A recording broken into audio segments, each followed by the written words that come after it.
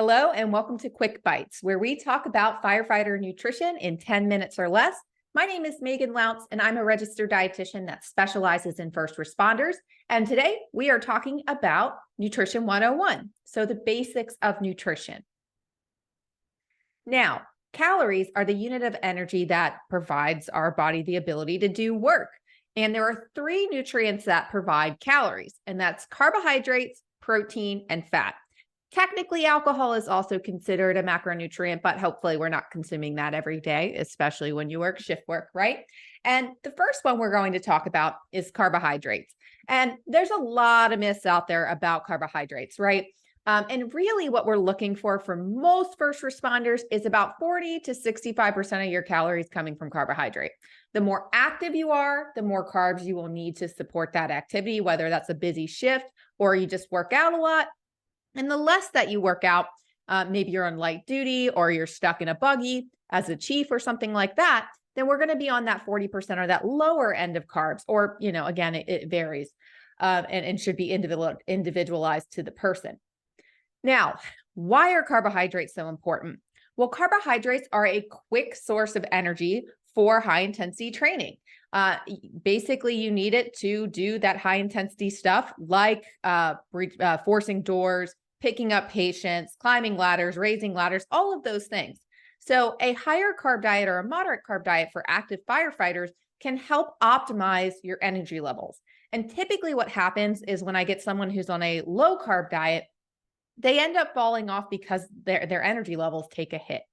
So now, of course, we're not just looking on living off of sweets and breads and all of those things. We are trying to choose some healthier options like fruits, veggies, and whole grains, right?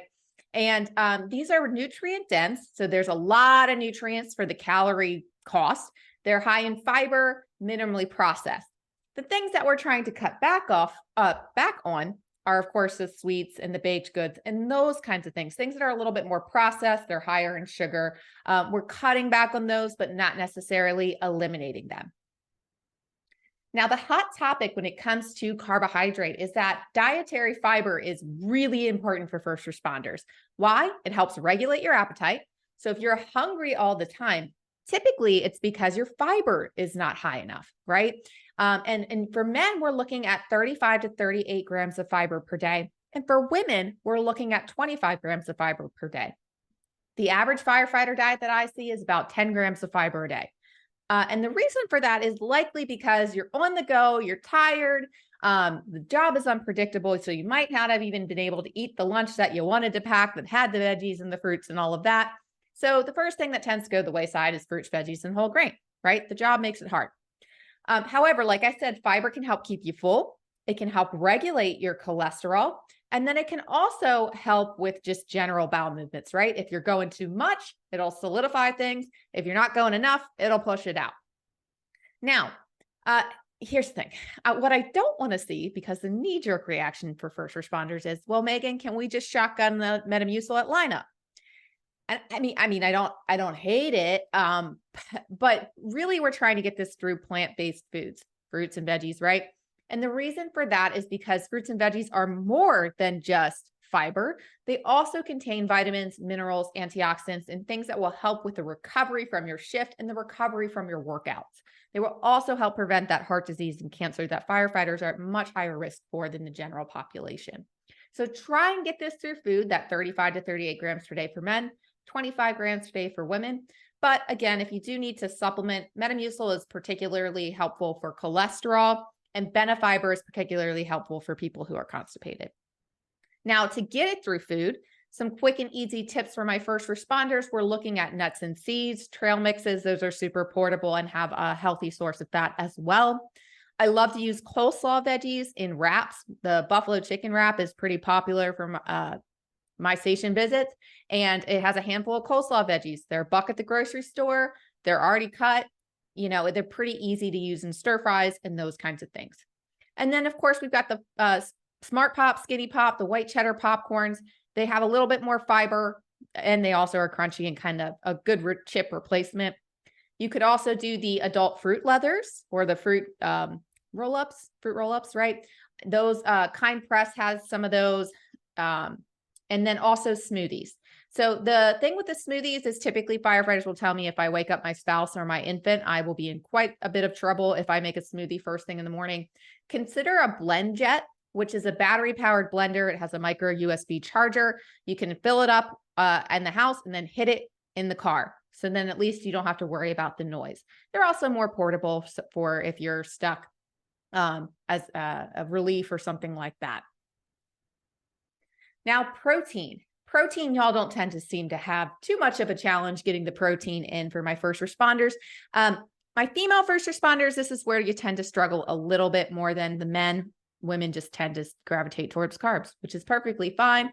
But again, protein is going to be really important for building muscle. It's also important for skin, hair, nails, enzymes, hormones, and a bunch of other structures in the body.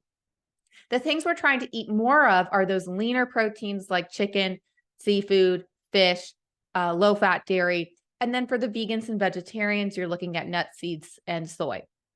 The things we're trying to cut back on are the processed meat, the higher fatty cuts of meat, all the fun stuff that y'all love. It doesn't mean that we have to eliminate it. We're just trying to cut back on it. Now, the hot topic with proteins is, of course, supplements. And as a dietitian, we really want you guys to eat this from food because, you'll get additional nutrients. Chicken, you'll get B12. Leaner red meat, you'll get iron. Eggs, you'll get choline. You get extra nutrients when you get it from food. But the reality is that you guys have an unpredictable job. And sometimes you need something that's more portable, right? And quick and easy and can be mixed up, in a second or less. Now, in general, we recommend about 0.7 to 1 gram per pound for most firefighters. This is if you're more active or if you have an injury that you're recovering from. We typically recommend a higher protein diet so long as you don't have any health issues. Of course, work with a dietitian to determine the number that is best for you personally. We are looking at roughly 20 to 35 grams of protein over 3 to 4 meals a day if you're looking to maximize fat loss or maximize muscle gain, or that at the same time. A higher protein diet is not only filling, but also muscle sparing, or it can also help with muscle growth, right? And spreading it throughout the day gives your muscles a steady stream of amino acids to help with recovery. Now, the question that I get with that is, well, Megan, what happens if I have like 60 grams of protein in a meal, right? I had a larger dinner or I went out to eat and I had a larger steak, whatever. You'll still absorb that protein. If your body couldn't absorb it, it would go right through you, if you know what I'm saying, right?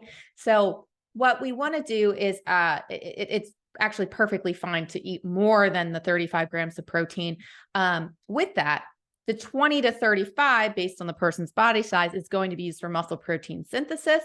And then the excess will be used for other processes: hair, skin, nails, enzymes, hormones, cell structure, those kinds of things, right?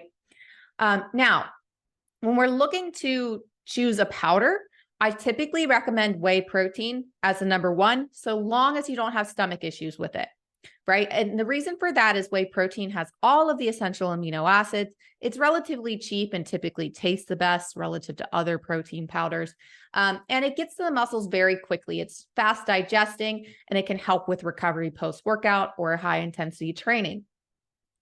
Soy would be the next best bet if you're allergic to whey or it gives you your stomach kind of gets a little bubbly. Then we would move on to soy. Soy is not as good as whey protein. It does have all the essential amino acids considering it's a plant-based source. However, the phytoestrogens can compete with muscle protein synthesis slightly. It's still better than, a vegan or a pea-based protein powder, but if someone is allergic to whey or can't tolerate it and allergic to soy, then we would go for the vegan or pea-based protein powders. Unfortunately, these protein powders do not have all of the essential amino acids. They tend to be more expensive and they tend to taste less good, So pea-based protein powders or vegan protein powders like Orgain, Kachava, and what's the other one? Vega.